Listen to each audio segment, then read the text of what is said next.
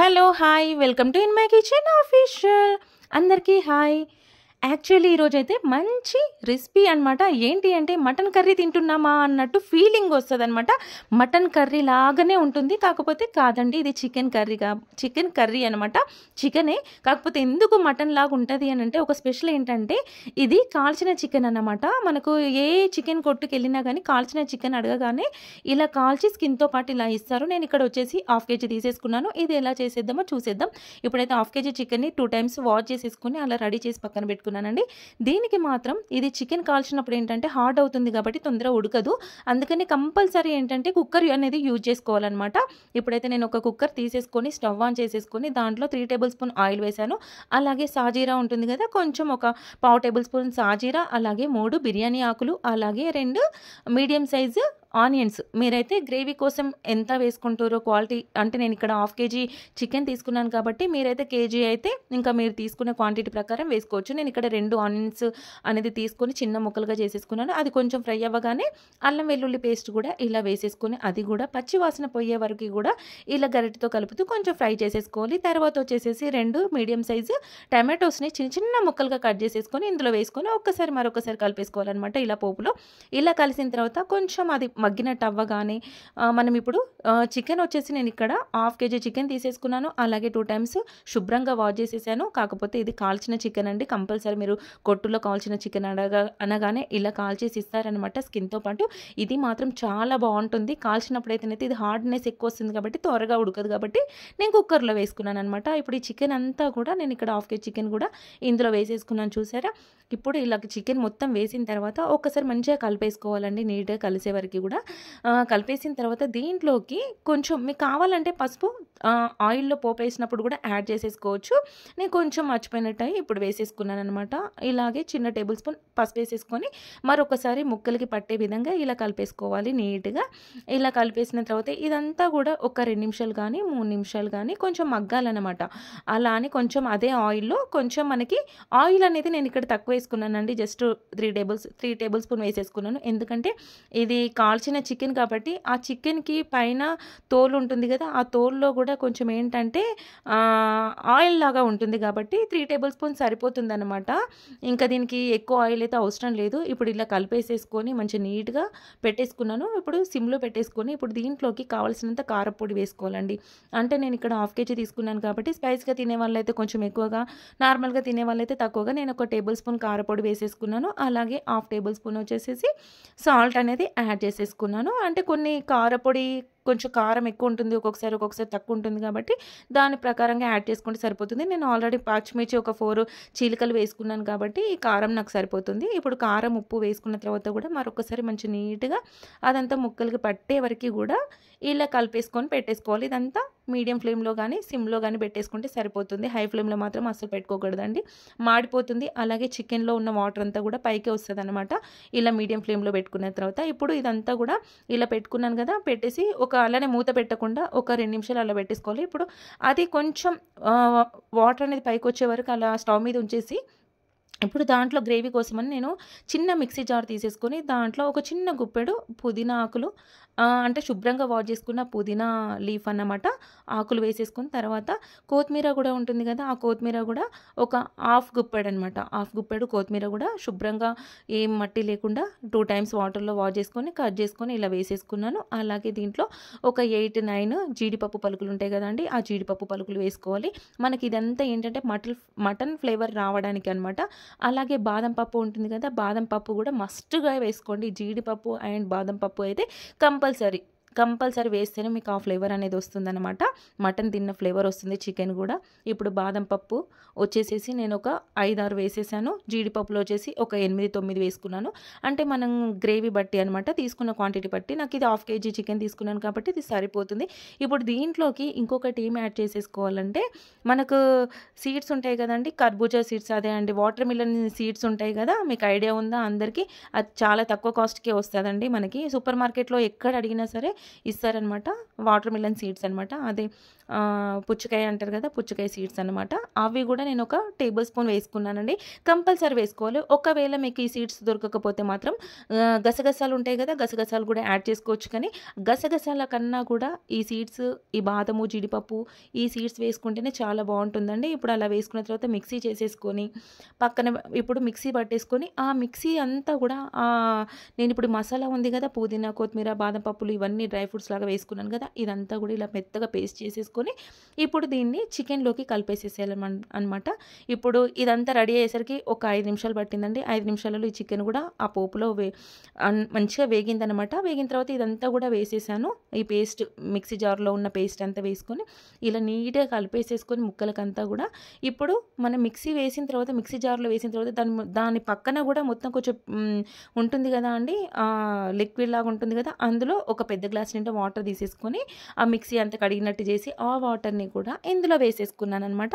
మీరైతే చూసుకోండి, ఒకవేళ మీరు పల్చగా తింటా పులుసులాగా అనుకుంటే వాటర్ క్వాంటిటీ కొంచెం ఎక్కువ తీసుకోవచ్చు. లేదు కొంచెం గ్రేవీ టైప్ అయితే బాగుంటుంది అనుకునే వాళ్ళు వాటర్ క్వాంటిటీ తక్కువ తీసుకోవచ్చు. నేను ఇక్కడైతేనైతే ఒక మీడియం సైజు గ్లాస్ నిండా వాటర్ తీసేసుకొని ఇలా మిక్సీ జార్ని కూడా అందులోనే కడిగేసేసుకుని ఆ వాటర్ అంతా తీసుకొని ఇందులో వేసుకున్నాను. ఇప్పుడు ఇలా చూసుకొని మనము ఆ కుక్కర్ అనేది మూత పెట్టేసేసి విజిల్ పెట్టేసి 3 విజిల్స్ అయితే కంపల్సరీ రావాలండి. ఇప్పుడు చూసారా, నేను విజిల్ పెట్టి 3 విజిల్స్ వచ్చినాయి. నేను ఇప్పుడు తీస్తున్నాను అనమాట. ఇప్పుడు ఇదంతా కూడా మటన్ కదా ఉడికినట్టుగా అలా ఉంది, అలా ఉడికిందనమాట. చూసారా, అందులో చికెన్లో వచ్చిన వాటర్ కూడా అది యాడ్ అయిపోయి కొంచెం వాటర్ అనేది ఇంకొంచెం ఎక్కువ అయిపోయింది. అలాగే ఈ చికెన్ కూడా మంచి నీట్గా ఉడికిందనమాట. ఎక్కడిదక్కడ చూసారా, ఇప్పుడు చికెన్ పీసెస్ కూడా మంచి ఇలా వచ్చినాయి, ఇలా మంచిగా ఫ్రైగా ఉడికింది. అయితే యాక్చువల్లీ ఏంటంటే మీకు ఏమన్నా గ్రేవీ పల్చగా అనిపించింది అనుకోండి, ఇంకొక 5 నిమిషాలు ఇప్పుడు కుక్కర్ మూత అనేది తీసేసుకోవాలి. తీసేసి మీ హై ఫ్లేమ్ మీద పెట్టి ఒక 5 నిమిషాలు అట్లనే ఉంచితే వాటర్ అనేది క్వాంటిటీ అనేది ఇంకిపోతుంది అనమాట.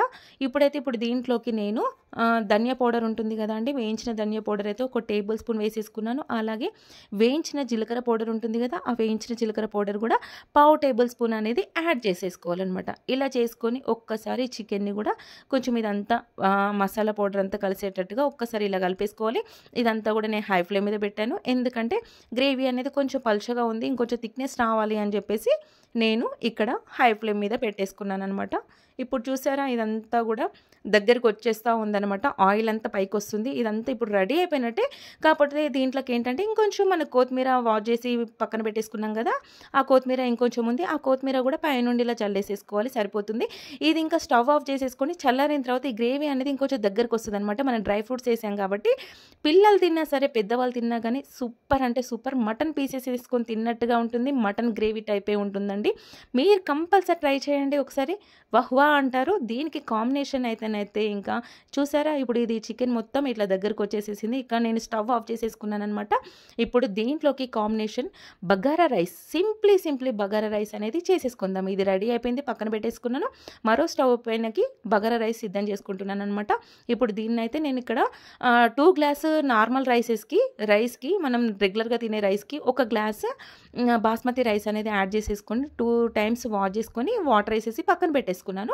ఒక 5 నిమిషాలు నాననివ్వాలి కాబట్టి ఇప్పుడు ఒక హండీ తీసేసుకొని బగారా రైస్కి హండీ తీసుకొని దీంట్లో జస్ట్ ఒక 10 రూపీస్ ప్యాకెట్ దొరుకుతుంది కదా గీ, ఆ గీ అనేది అంతవరకే వేసేసుకున్నాను అనమాట.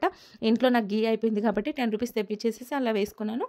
ఇప్పుడు ఈ గీ వేసిన తర్వాత దీంట్లోకి వచ్చేసేసి ఇంకొక 2 టేబుల్ స్పూన్ అంతా నార్మల్ ఆయిల్, మనం కుకింగ్కి వాడతాం కదా అండి, ఆ ఆయిల్ అనేది వేసేసుకొని దీంట్లో కూడా కొంచెం అది ప్రీ హీట్ అవ్వగానే సాజీరా వేసేసుకోవాలి. ఫస్ట్ సాజీరా వేసేసుకొని దీంట్లో ఇంకా అనాస పువ్వు, జాపత్రి, అలాగే ఇలాచి, అలాగే లవంగాలు, జాజికాయ అవన్నీ ఉంటాయి కదా మనకు బగారా రైస్లో వేసుకునే ఐటమ్స్ అన్నీ కూడా వేసేసుకోవచ్చు అనమాట. ఇలా వేసేసుకొని స్ట్రోన్ ఆకు ఇవన్నీ కూడా వేసుకొని, బిర్యానీ ఆకు కూడా వేసుకున్నాను. ఇవన్నీ వేసుకొని ఒక్కసారి కొన్ని మనకి ఎంత ఒక 4-5 మిరియాలు అయితే కంపల్సరీ వేసుకోండి. ఇవన్నీ ఫ్లేవర్ కూడా చాలా బాగుంటుంది. ఇంకా మిరియాలు కూడా వేసుకున్న తర్వాత ఇదంతా చూసారా వేగుతూ ఉందనమాట. ఇప్పుడు ఒక్కసారి గరిటె తీసుకొని మంచిగా ఒకసారి కలిపేసుకోవాలి. ఇదైతే ఎక్కువ మంట మీద పెట్టుకోవద్దండి, అవన్నీ పేలి టప్ అని పేలిపోతాయి అనమాట. మీడియం ఫ్లేమ్లో పెట్టేసుకొని అప్పుడే ఆయిల్ హీట్ అవుతుంది అనగా వేసేసుకుంటే సరిపోతుంది. చూసారా అవి పేలి పైకి వచ్చేస్తున్నాయి. ఇప్పుడు దీంట్లోకి ఆనియన్ ఒకటే మీడియం సైజ్ ఆనియన్ తీసేసుకున్నాను. అలాగే ఒక 4, 5 పచ్చిమిర్చి చీలికలు తీసేసుకొని ఇలా వేసుకొని ఒకసారి కలిపేసుకున్నాననమాట. చూసారా? ఇది సింప్లీగా మనం ఏమి వేసుకోకుండా అలాగే జస్ట్ ఒక హాఫ్ టేబుల్ స్పూన్ అల్లం వెల్లుల్లి పేస్ట్ అనేది వేసుకుంటే సరిపోతుంది. ఇది వేసుకోవచ్చు, లేకపోతే నార్మల్ బగారా రైస్ కూడా చేసుకోవచ్చు. నాకు ఇంట్లో అల్లం వెల్లుల్లి పేస్ట్ ఆల్రెడీ చికెన్లోకి చేశాను కాబట్టి అది ఉంది కాబట్టి వేసేసుకున్నాను. వేసుకున్నదంతా పచ్చివాసన పోయిన తర్వాత ఇప్పుడు దీంట్లోకి ఇందాక తీసుకున్న శుభ్రంగా వాష్ చేసి పెట్టుకున్న కొత్తిమీర అండ్ పుదీనా కూడా ఇలా వేసుకోవాలి. ఇది జస్ట్ లైట్గా వేసుకుంటే సరిపోతుంది ఫ్లేవర్ కోసం అనేసి వేసేసుకొని మరొకసారి నేను ఇలా కలిపేసుకున్నానండి. ఇది చాలా చాలా సింప్లీ బగారా రైస్ అనమాట. మనకు కొంచెం ఫ్లేవర్తో కొన్ని ఐటమ్స్ వేసుకున్నా కానీ ఇంకేది వెజిటేబుల్స్ అయితే ఇంకా నేను ఏం వేయట్లేదు. మీకు కావాలంటే బఠానీ, నెక్స్ట్ ఇంకా క్యారెట్ ముక్కలు అవి కూడా వేసుకోవచ్చు. కాకపోతే నాకు ఇంట్లో లేవు కాబట్టి ఇంట్లో లేకున్నా కానీ మనకు ఆ ఫ్లేవర్ వచ్చేటట్టు చేసుకోవాలి అనేసి ఒక్కొక్కసారి ఒక ఐటమ్స్ అనేటివి అన్నీ ఇంట్లో ఉండాలని ఏమి ఉండదు కదా, అందుకనే ఉన్న వాటితో చేయాలి అని చెప్పేసి నేను ఇలా సింపుల్గా చేశాను అనమాట. కానీ కంపల్సరీ ఏంటంటే మీరు తీసుకునేటప్పుడు ఒక్కటి బగారా రైస్ ఫ్లేవర్ రావాలి అంటే ఏంటంటే 3 గ్లాసెస్ తీసుకున్నా సరే నార్మల్ రైస్కి ఒక రైస్ మాత్రం బాస్మతి రైస్ గ్లాస్ కలపండి. చాలా ఫ్లేవర్ అనేది చాలా బాగుంటుంది. ఇప్పుడు నేను ఇక్కడ 2 గ్లాసెస్ నార్మల్ రైస్కి ఒక గ్లాసు బాస్మతి రైస్ వేసేసుకొని యాడ్ చేసేసి కొంచెం ఫ్రై చేసుకోగానే ఇప్పుడు నేను 3 గ్లాసుల రైస్ తీసుకున్నాను కాబట్టి ఒక 5 గ్లాసుల వాటర్ అనేది తీసేసుకొని దీంట్లో గరం మసాలా ఉంటుంది కదా అండి, దాల్చిన చెక్క, ఇలాచి, నేను ఎప్పుడు రెగ్యులర్గా ఇంట్లో ఉండే గరం మసాలా అనేది వేసేసుకున్నాను. అలాగే ఒక టేబుల్ స్పూన్ సాల్ట్ అనేది వేసుకున్నానండి. ఎందుకంటే మన వాటర్ క్వాంటిటీ ఎక్కువ ఉంటుంది కాబట్టి రైస్లో కాబట్టి సాల్ట్ ఎక్కువ పడుతుంది కొంచెం, అందుకే టేబుల్ స్పూన్ ఏంటో సాల్ట్ వేసేసుకొని ఇదిగోండి ఇలా కలిపేసేసుకోవాలి. చూసారా? సింపుల్గా చాలా బాగుంటుంది. ఫ్లేవర్ అయితే అన్నం అంతా రైస్ అంతా కుక్ అయిన తర్వాత ఇంకా చాలా బాగుంటుంది అనమాట. ఇప్పుడు ఇది నేను ఇలా రెడీ చేసేసుకొని దీనిపైన మూత పెట్టేసేసుకోవాలన్నమాట. జస్ట్ ఒక 20 మినిట్స్లో ఈ రైస్ అనేది కంప్లీట్ అయిపోతుందండి.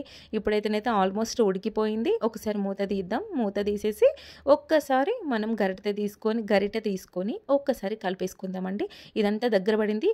ఒక టిప్ ఏంటంటే మనం ఎప్పుడైనా వాటర్ క్వాంటిటీ ఎక్కువ వచ్చిందనుకోండి హై ఫ్లేమ్ మీద పెట్టేసేసుకొని మూత పెట్టకుండా అక్కడే దగ్గరుండి హై ఫ్లేమ్ మీద పెట్టి కలుపుతూ ఉండాలన్నమాట. అప్పుడు వాటర్ అంతా కూడా తొందరగా ఇంకిపోతుంది రైస్లోకి లేకుండా. అప్పుడు సిమ్లో పెట్టేసేసుకొని మూత పెట్టేసుకోవాలి. అప్పుడు ఏమవుతుందంటే రైస్ పొడిగా పుల్లలుగా వస్తుంది. మనం ఇంకా అన్నం వార్చే పని ఉండదనమాట. గంజి వంపుతాం కదా, అలా వంపే పని అవసరం లేదనమాట. రైస్ పొడిగా వస్తుంది. ఎప్పుడైనా సరే ఎక్కువ వాటర్ అయినవి ఇంకా వంపలేము అనుకునేటప్పుడు అలా చేయండి, చాలా బాగుంటుంది. ఇప్పుడు ఇది ఆల్మోస్ట్ అయిపోయింది. దీనిపైన కొంచెం కొత్తిమీర చల్లేసుకొని ఒక 5-6 నిమిషాలు అలా వదిలిపెట్టేసాను సిమ్లో.